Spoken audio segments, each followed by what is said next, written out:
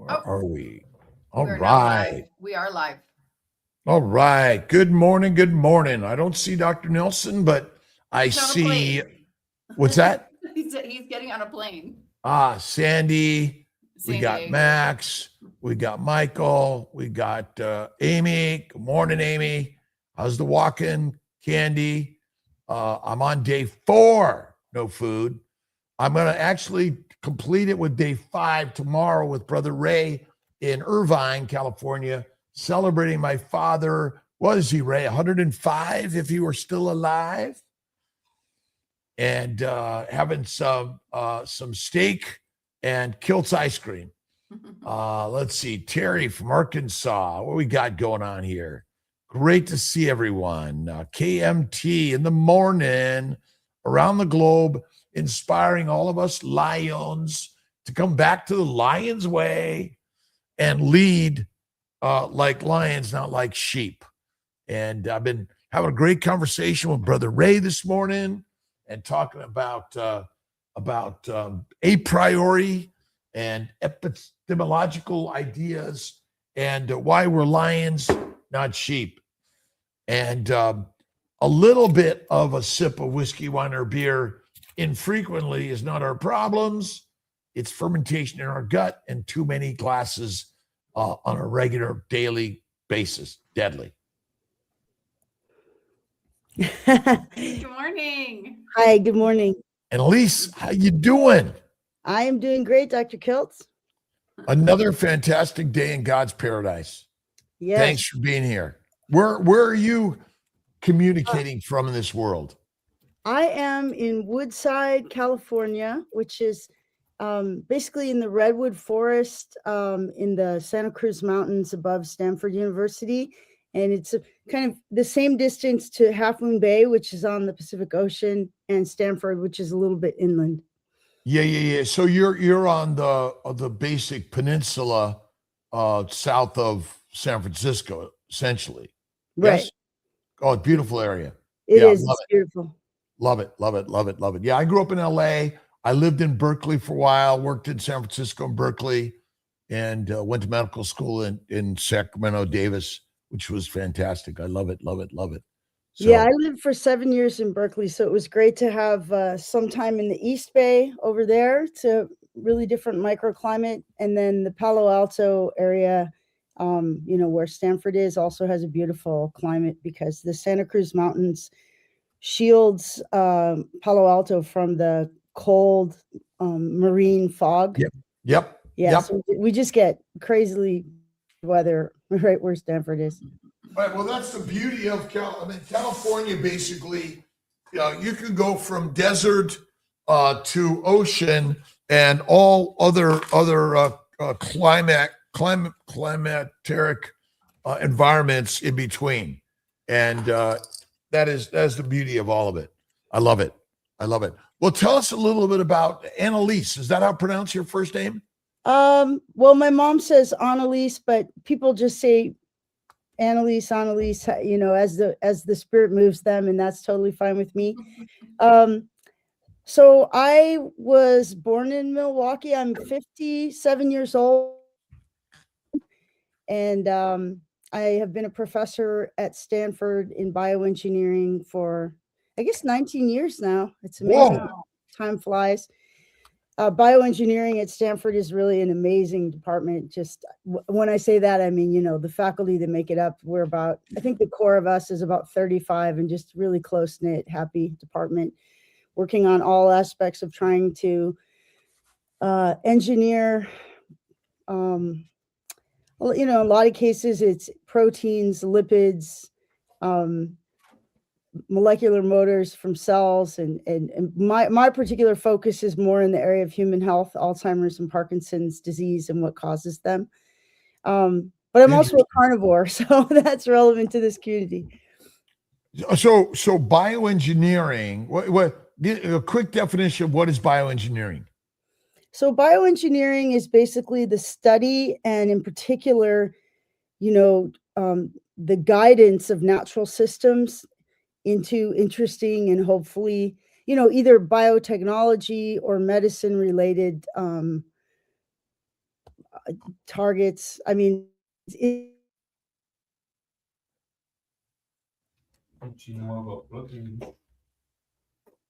We're going in and out a little bit, Annalise. Oh, shoot. We'll get her back. Yeah. Let's get her back. While she's out, I just want to mention we got the Tampa meetup in 3 weeks. Right. Sorry, So they're back she now. oh, Annalise, we lost you for a second. Yeah, so my internet is a little bit unstable. It's okay. But it'll always come back. So how did you get into the bioengineering? What was your drive and directive to see this as like, oh, I want to do this?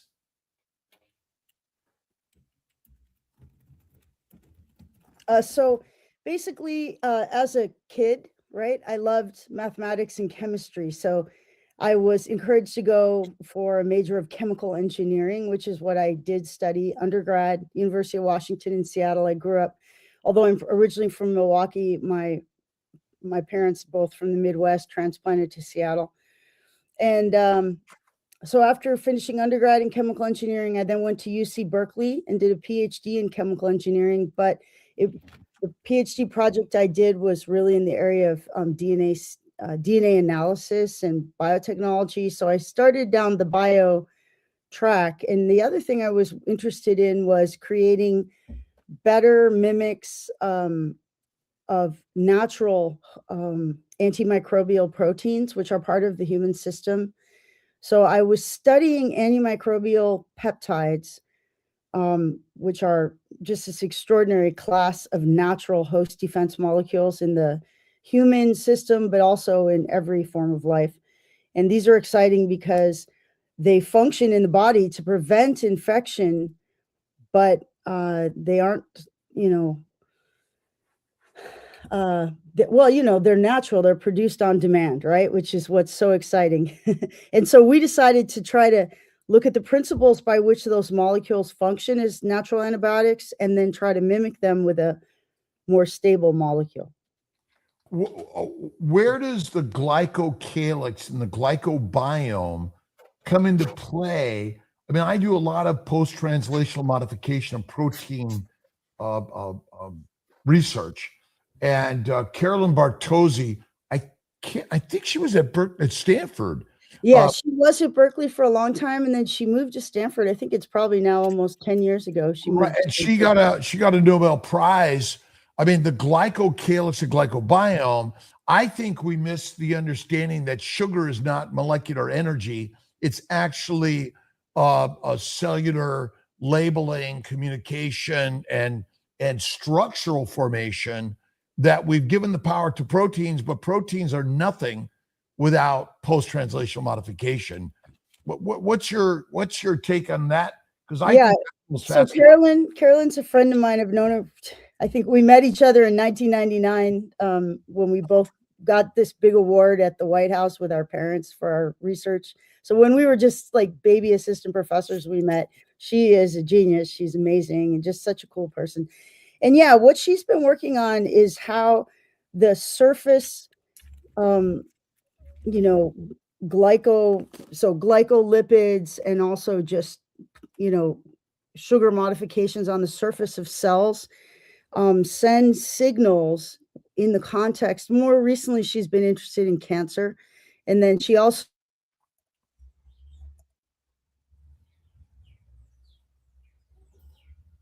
we'll get it. She'll come back.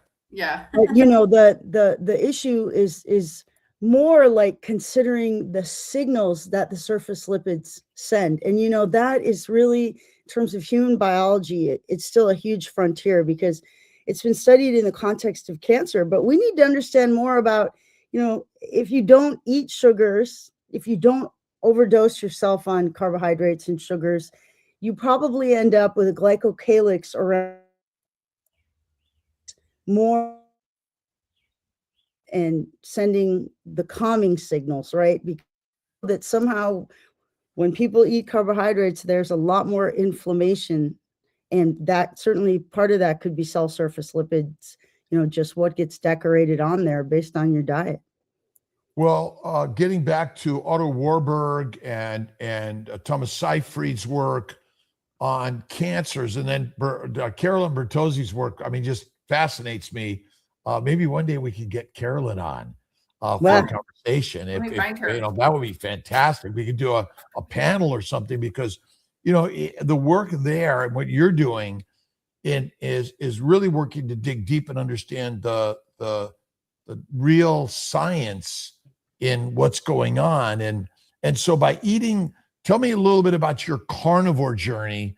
What are you talking about, carnivore? Yeah.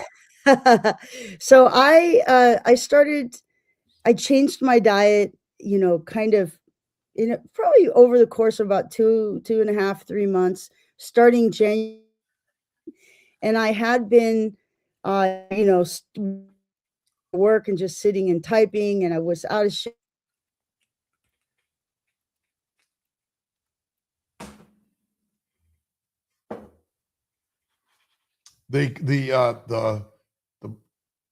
And I had early stage type 2 diabetes. I had, you know, pain in my knees and my feet. I had plantar fasciitis, which I still haven't been able. I have done research on it, but I can't see that they even know what causes many of these autoimmune diseases. Certainly not plantar fasciitis, right? And what they offer, if you want help with, say, foot pain, they say, well, we can cut the bones in your feet. And it was this insane surgery they wanted to do, right? So I said, no, I just have to change my lifestyle. And I had seen Sean Baker on Joe Rogan, and I started researching it, found Dr. Barry. This was, you know, back in late 2019, and I decided to try it. And it was a little bit tough to get going, but then I went to 1 meal a day, mostly beef. And, you know, and then I just started feeling so good, and I lost 65 pounds. I put some of that back on, but just because I haven't been perfect with it always. But, you know, New Year's, we're close to New Year's, January 15th today.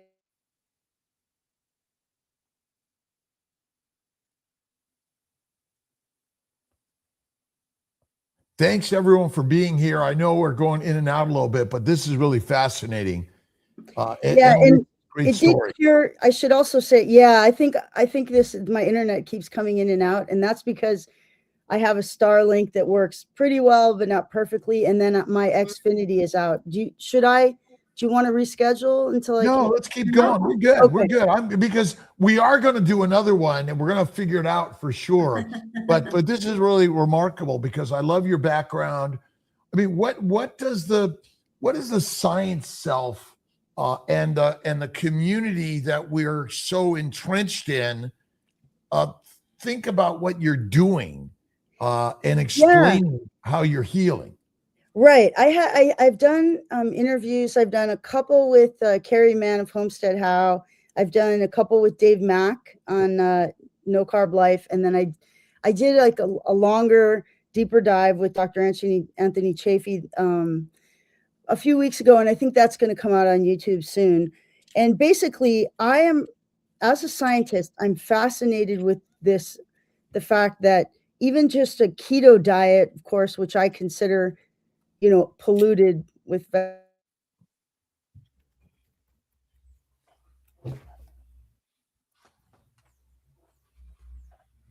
Thank you everyone for hanging out. Don't leave us. We're going to get to the bottom of this. We are. Yeah. Anyway, that's well shown by Chris Palmer and Georgia Eads. And then, you know, now Dave Mack on his channel, he has like at least 23 cases of people that have put multiple sclerosis, which is a debilitating and serious autoimmune disease as it progresses, totally into remission simply with a change to a carnivore diet. And that's the aspect that's fascinated me, because if we are putting MS into remission, we are healing autoimmunity, a severe autoimmunity, right? And my question that I've been deeply thinking about is, why does carnivore treat multiple sclerosis? We've also seen some cases of Parkinson's put into remission. So Mimi Morgan is a great example. So when you look deeply into these diseases, Multiple sclerosis is actually caused by Epstein-Barr virus. And, you know, these viral infections that get out of hand also lead to cancer, which we were talking about before, right? So Right. human papillomavirus, cervical cancer, but there's so many examples where a chronic infection like H. pylori infection of the stomach lining leads to stomach cancer. So that's not even a virus, it's a bacterium. And it can lead to this, you know, the immune system going awry. And I even think of cancer, you know, the state of cancerous growth to be the immune system going awry and getting the wrong signals, which is exactly what Carolyn's working on. But diet can fix those physiological states that are pathological and bring them back to health, and do it in a gradual and gentle way, which is really how your body prefers to make changes. It doesn't prefer surgeries and chemo and radiation. It prefers to heal naturally. And carnivore does it. So that's really my expertise, is infectious disease. I'm not a doctor, I'm a PhD researcher, but I work on a study of all different kinds of infections, viral, bacterial, and fungal, and how to try to clear the pathogens when it is a life-threatening infection host. So that's Interesting. You know, I give it a second. Tick tock, tick tock, tick tock.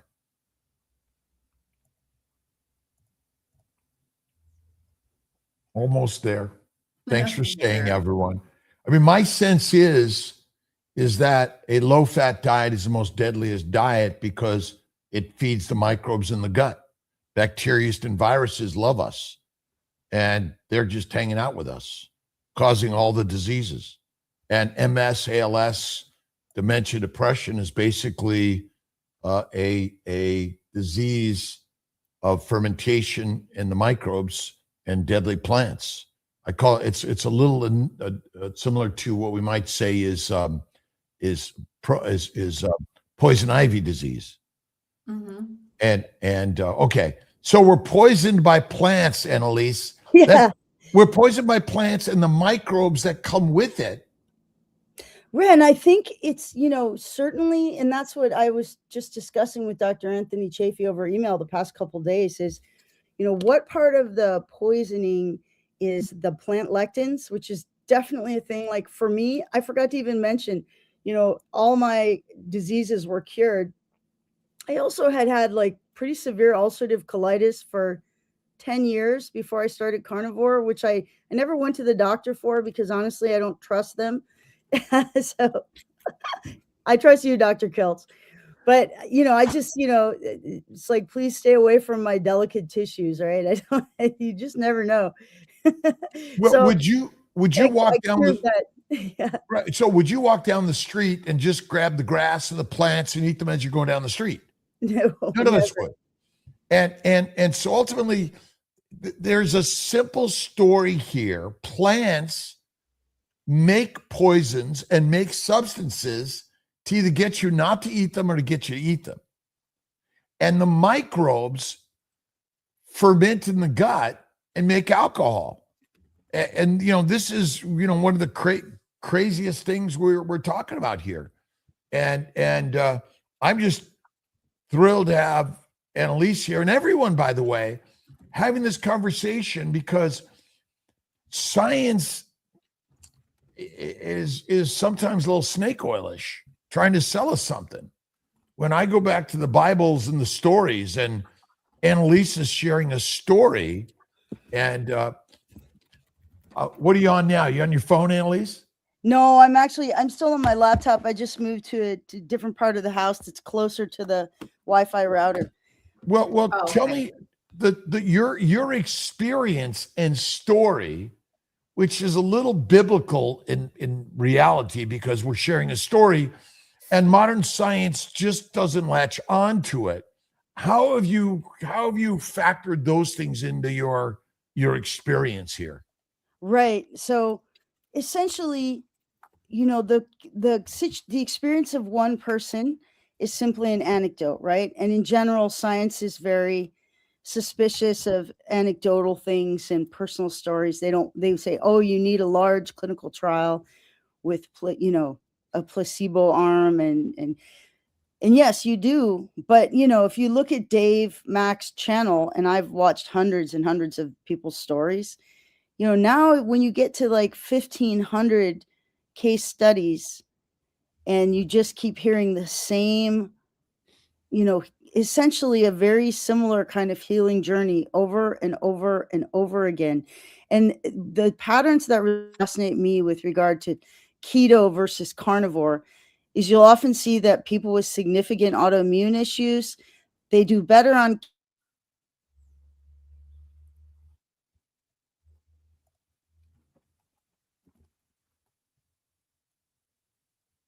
We're all being patient. Thank you, everyone.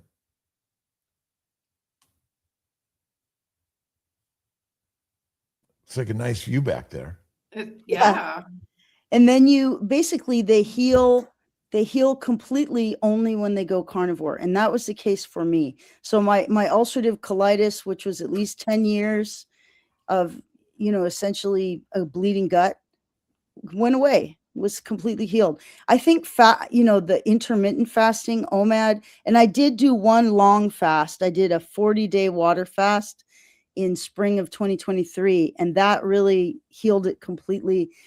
It was only the 40-day fast that completely eliminated the Hashimoto's. So your body has the ability to heal, but sometimes I think fasting is an important tool as well.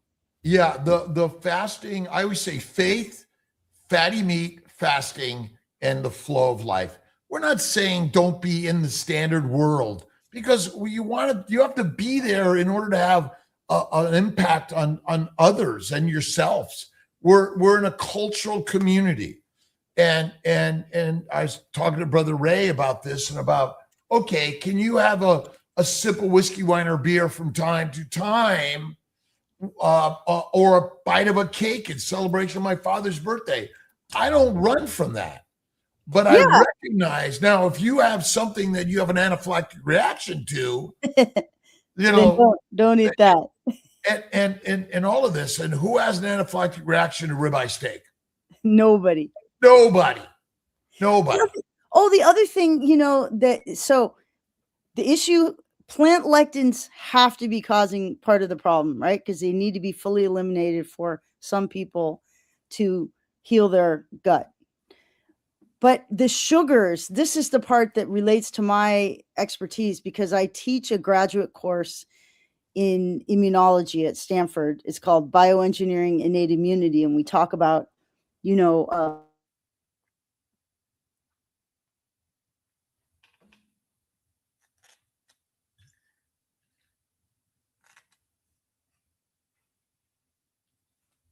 Lance, Paul, Clark, thank you, everyone.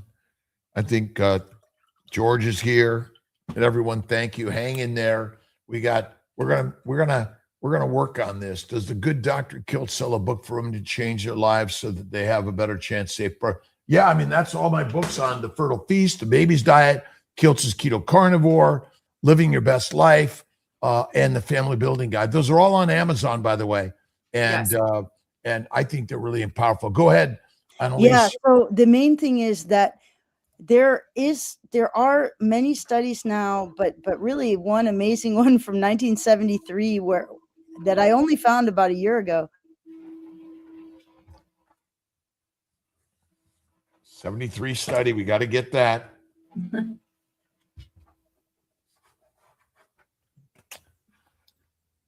Patience is a virtue. Where is that? Who said that? There we go. Yeah, it weakens your immune system. What? And in particular, What was the paper? What was the paper? It's called The Role of Sugars in Human Neutrophilic Phagocytosis. And I can send it to you once we get off. And because it's actually kind of hard to find, but the researcher, it was a brilliant study. He had people just drink 100 grams of a simple sugar. I think he looked at 4 or 5 different sugars. And one of the samples he had them drink was just orange juice.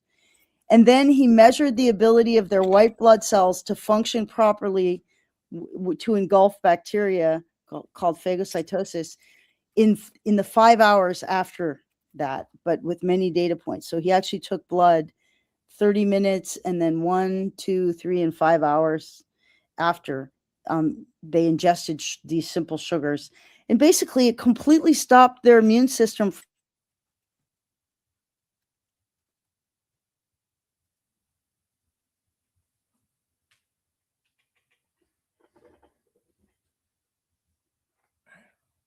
Read the paper, by the way. I've read all of the Kiltz papers. Oh, wow. And immunology stuff. And because the Kiltz is actually the king. And that's the part we're missing, because we're not allergic to proteins. We're not allergic to fat. We're allergic to plant sugars, and they're the most immunologic inflammatory producing substances. The Kiltz is the cause of all inflammation. I mean, the blood type is determined by a sugar, not a protein. That's the amazing part of the Kiltz. That's why I love Carolyn Bartozzi and the essentials of glycobiology, because what you're saying here is that I went off plants, which are highly allergenic, because plants contain a tremendous amount of mannose sugars. There are 9 sugars in the human body, and ultimately that's what we're finding is because you think about it, sunlight, CO2, and H2O make glucose essentially, and then the cells of the plants and the other photosynthesizers then make an amazing array of every substance available to the universe, and we're allergic to the glucose layer, the sugar layer, and that's the part that I think is real fascinating. And we're gonna tease this out of Annalise even more so in and out here. What other questions? Let's make sure we get some comments and questions while we're here with Annalise. Okay. Let's see. Oh, this is for her. Let's see. I thought multiple sclerosis was called muscular sclerosis in the 50s. Well, MS is a form of neuromuscular disorder, right? So that's, we definitely have a neuromuscular damage, which is basically plant protein, low fat diet disease, and the fact that plants make heroin, cocaine, marijuana, nicotine, caffeine, and neurojunction. I mean, cyanide comes from plants, and we're changing the names, and we make it complicated. Poisoned by plants in a low animal fat diet because of autonomous fermentation and alcohol syndrome. That's really it. Yeah. It's such a simple, and it's so simple. It's so dumb, because science is controlling messages. Rockefeller and the Flexner Report and the current authoritative rule of governments around the world to govern you and I to be sheep and lose our lion's way. And that's what we're here to do. We're going to see, we're really excited, and we're going to look at it. We might be adding a few open slots to the Kiltz home, Lion's Way. And, again, we'll talk about that, Holly. We'll figure it out. But again, we're coming together in the community to learn a message in a way, and then go out there as to share this. This is a spiritual experience and conversation, because God is within all of us. I don't care what your belief of God is, but in our ancient brothers and sisters that just looked to the moon, the sun, the stars, and came back. So we're not going to lose you, Annalise. We got you here. Well, the great thing, Dr. Kiltz, is I know you do a brilliant job filling in when my internet goes out. I'll have a stern talk with Xfinity today. But, I was basically what I was just getting to is you've got exactly what you've been saying. On one hand, we have all of the lectins, which come from plants, which are, carbohydrates essentially, and get recognized by our bodies immunologically. And and basically trying to kick them out. Get rid of this foreign substances. That's what it's doing, right? That is it. Kiltz. Go ahead and whoop. Yeah, but Keep going. the main thing that simple sugars suppress the effectiveness of the immune system. And I think that, we're 100% interested in reducing inflammation.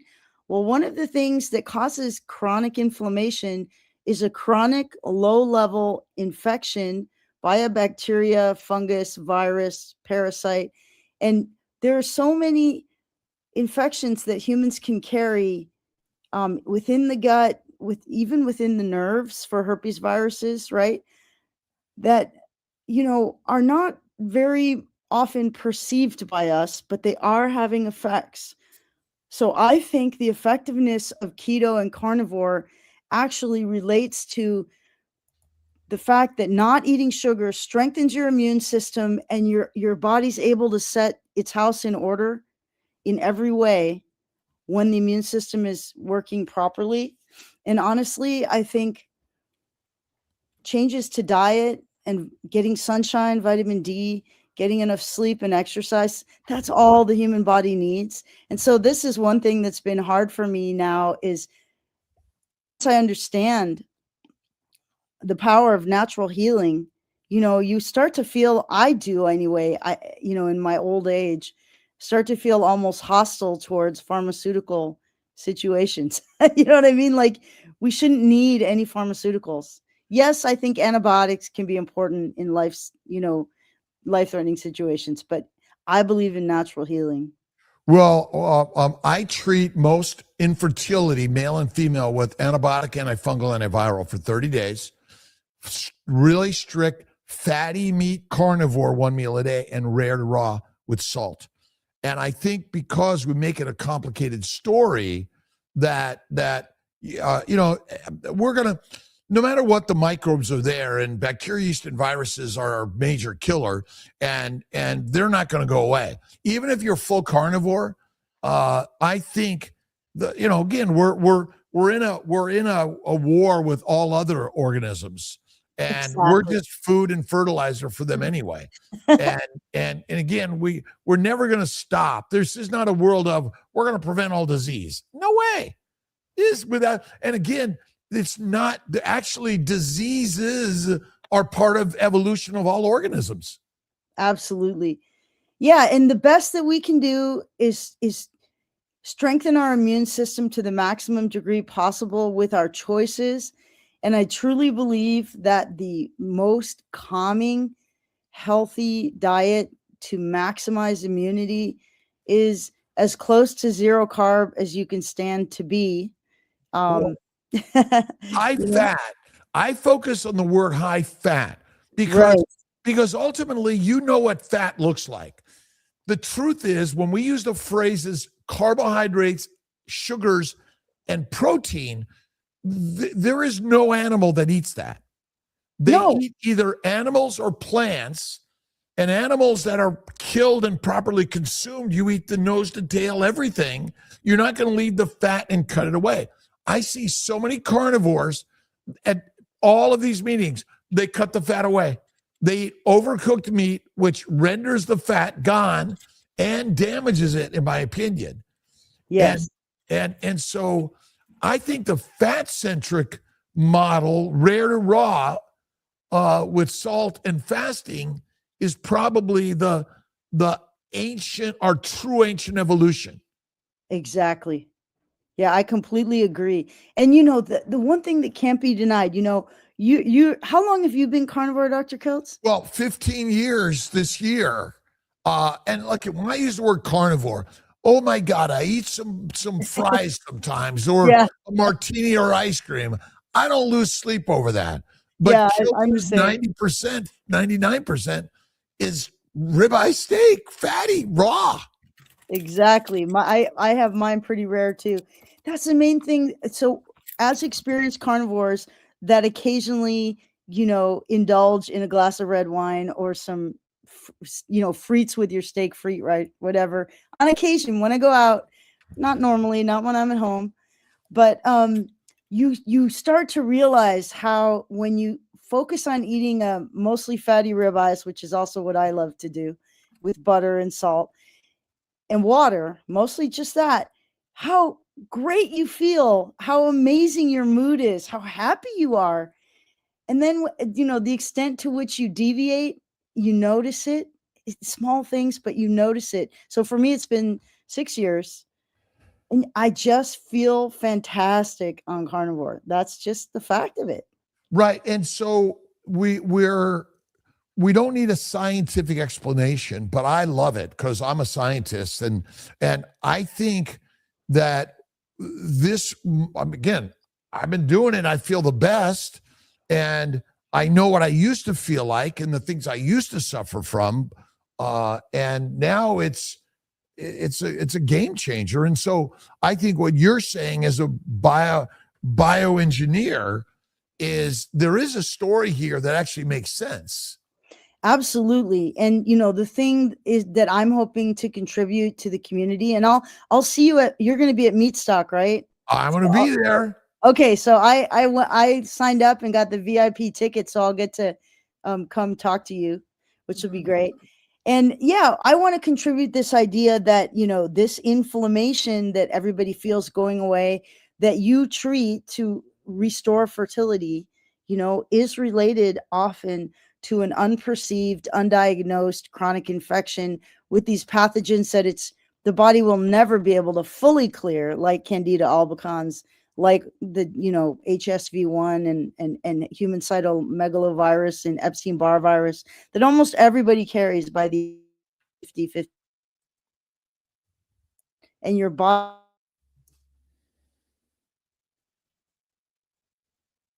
Dr. Kiltz, you want to take this question until we get her back?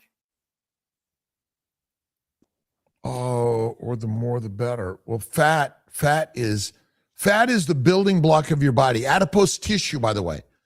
You have to think about whole adipose sites, which contain every mineral, vitamin, amino acid, sugar, and fatty acid. And skinny is a deadly concept, which I think is part of our problem. Oh, I always say obesity and fat on your body causes no disease. I don't care if it's visceral fat or belly fat. A bear doesn't gain 1,000 pounds for hibernation, migration, gestation. They're dead. They can't reproduce. And so we're still fat phobic. And that's our problem. High fat, but you only eat fatty meat. I eat butter, by the way. Yeah, me too. I love cold butter. Oh my God. It's so delicious. And this is the thing. I think what's probably ideal is to have at least 80% of your calories be fat. Do you agree with that? Well, I mean, again, that's an overall generalization that eating fatty meat, remember, fat is twice the calories of a lean meat or a plant, technically. But it all depends how it's prepared and whether you're allergic or antigenic or it's high fermentable. But yeah, I think essentially the caloric intake, if we really kind of consider this a generalization, is eating raw fat is the healthiest thing you could eat technically because your body, your liver and insulin has one job: to convert dietary amino acids and sugars to fat in the liver to make VLDL, which is essentially a chylomicron molecule, to ship it to every cell of your body. Glucose is a glycosylating agent, and the way we consume plant sugars, they are glycating agents, which are poisonous. And so glucose is never a functional, survivable ATP making molecule ever. You cannot make adequate ATP or pyruvate acetyl-CoA out of sugars without a functional liver and insulin. And we are living in a sugar-centric model of science, not a fat-centric model of science. And since science is controlled by the dictators of the world that control the message, we're all screwed. Because it's controlled by Flexner Report and Rockefeller, who continue to control everything today, because, you know, money is the master of the message. All right, Dr. Kiltz, what about this question here? It's for you. I will go for a colonoscopy next Monday. Any advice for the preparation? Bioplegites. I worry about the preparation more than the test. Have no worry, but have faith in the way. And look at, we do lots of things in science and medicine, and standard testing, you know, is it required? But we live in a world of a high plant protein, low fat diet. The microbes, as Annalise is speaking, I agree with her. They're in cahoots with the plants. And Exactly. and you know, I've had my colonoscopies through the years. I haven't had one in a number of years. I may go back just to say, all right, guys, take a look inside, but just for more entertainment more than anything. We Right. have not. You know you're healthy. You know you're healthy, right? Feel amazing. I feel amazing. I have a long history of bowel bleeding, hemorrhoids that have never been completely removed. They show themselves every so often, even on carnivore. But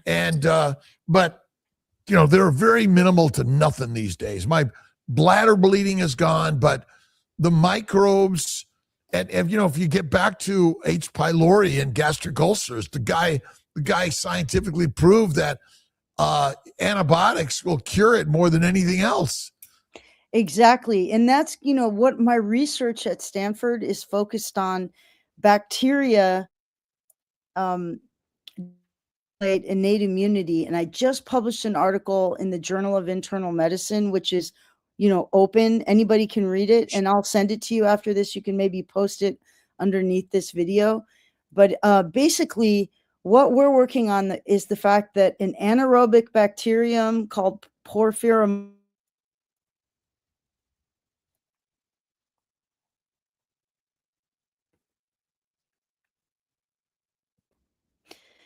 and essentially it lives in the mouth under the gum line. It causes gingivitis. So if when you floss your teeth, you have bleeding, then you have gingivitis, which is gum inflammation and infection. And that is caused by this organism, Porphyromonas gingivalis. It releases enzymes which essentially turn off your antiviral immunity and dysregulate your whole immune system. And I believe then that it's the viruses, especially cytomegalovirus, that then cause Alzheimer's and Parkinson's, because those viruses are neurotropic. They live in the nerves that are, you know, that innervate your lips. And you have this huge bundle of nerves behind your face called the trigeminal neurons. And it's like a nerve bundle that has a core. And that trigeminal nerve goes straight up into the middle of the brain, into the pons. And the virus can actually move through the nerves and reach the brain, because there's no blood-brain barrier within a nerve, right? That reaches the brain. So it's really these viral infections that cause, I believe, viral, bacterial and fungal. This is a co-infection.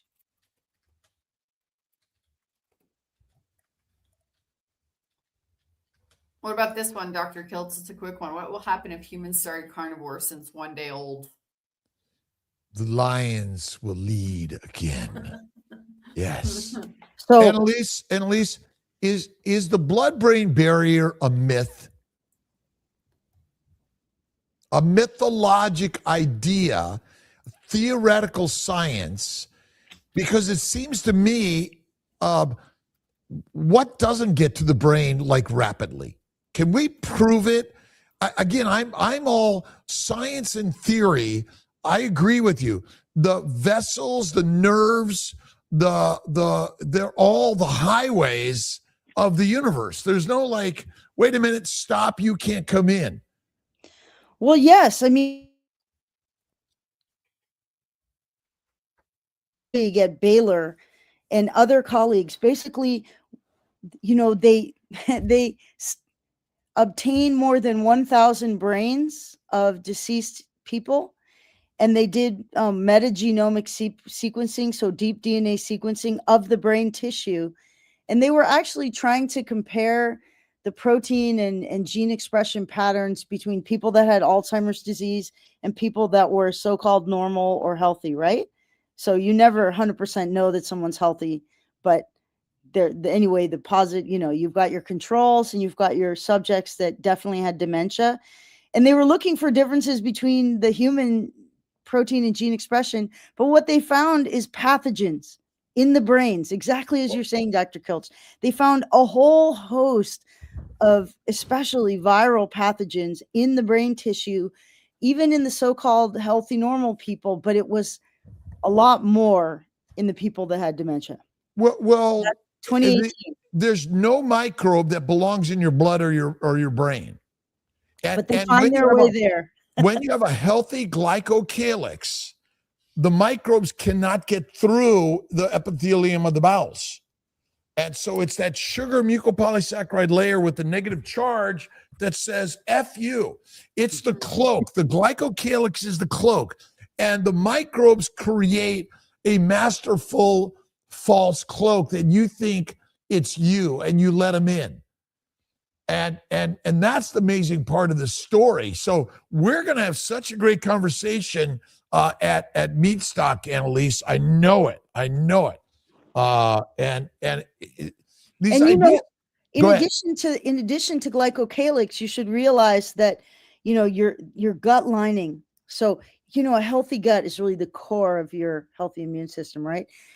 Your gut lining, that epithelium you're talking about, which is so important to keep intact and patent, and to you want to keep the pathogens away from them and not actually chewing on them. There's a layer of mucus, which you mentioned. Mucus is so important in the human body, and that is also all made of carbohydrates that your cells manufacture. So I'm convinced that if you ingest a whole bunch of simple sugar, which most people do every day, 3 times a day at least, probably more, you just derange your body's natural carbohydrates, mucus and glycocalyx that it's trying to put in place and keep in place to protect you. You just make it harder for your body when you eat this plants and sugars. Right. And ultimately the microbes in the plants are highly allergenic to humans in general. I mean, if you added animal fat to your well-cooked plants and ate them infrequently, you're less likely to gain disease, and it's lifestyle in so many ways. I mean, cane sugar and beet sugar, and fructose. Is fructose made by nature? Well, I mean, fructose exists in, say, an orange, right? Does it? Tell me. Maybe it's natural. Natural. This idea that glucose and fructose equals sucrose, right? And so glucose and glucose is maltose, and glucose and galactose is lactose, right? They're natural sugars. When I hear the words like, oh, fructose is bad for you, well, it's not. It's nature's sugars where you eat sometimes. Exactly. But not all the time. Well, what's more important, living a long time or reproducing? Reproducing. Yes. And reproduction is being damaged in men and women at younger and younger ages, even in utero. Our exposure to the plants and microbes then put their DNA into the little egg embryos and sperm DNA and propagate the power of the plants. And can I mention something? This is a little controversial, and this is my personal belief. Oh, no. I'm sorry. No controversy here. Luckily, it's so early, right? I think I can say something controversial at 3:49 a.m. my time. So I also think that, the vaccines that they have people taking like so frequently, especially as they get old. Oops. Many of them actually kind of shift and let's call it re-regulate in different ways the immune system. So I think, untouched natural human immunity is what is best. And there are some vaccines that actually strengthen immunity. BCG is one of them, but you can't get them in the United States. What? You cannot get them in the United States. So the ones that you can get in the United States, in my view, all weaken and derange the immune system across the board. So even while they may protect against that one pathogen that they're targeted for, they harm your whole immune system. And therefore, if anybody watching, this is my personal opinion, and again, I'm not a physician, I just teach immunology. I would say the fewer vaccines you can manage to take, the fewer you have a gun at your head for, keep it as few as you can. That's my view. Because I think that your natural immune system, it's strongly perturbed by these influences. And again, where it may protect against the one pathogen, it probably sets you up for dysregulation against when you face other pathogens. Mm-hmm. So we see, because what we seem to be seeing with the crisis in fertility, I mean, it really is a crisis, right? It's just people's immune systems are not quite normal, not the way they used to be, right? I mean, look, we're not even that old, Dr. Kiltz. I mean, we're not that old. I'm young, 70. Yeah. I'm young. Yeah, I don't even have gray hair yet. And yeah, and I think we've seen a tremendous change over the course of our lifetime, right? Oh, huge. Something is wrong, clearly. And fertility is really the most important signal. And PCOS, pelvic pain, mood disorders, depression, anxiety, worthlessness are all diseases of a diet that is dictatorial. Yes. And not freedom forming. Right. It's a diet that actually is in a lifestyle, right, that is continually weakening and just throwing your body off balance. And everything shifts off balance. Your glycocalyx, your blood sugar will be too elevated too much of the time, and then your immune system is weakened and unable to function at its best. And it's amazing how delicate we are to these perturbations. Well, and it's also amazing how resilient we are and strong we are, even in the onslaught of bacteria, yeast, and viruses in the plants that want to make us fertilizer. I mean, they have one mission, just like us. We want to control them. They want to control us. So we think we're smarter than a microbe or a plant. Mm-hmm. I mean, no way. I mean, we're smoking them and injecting them and consuming them. They're like, yeah, go at it.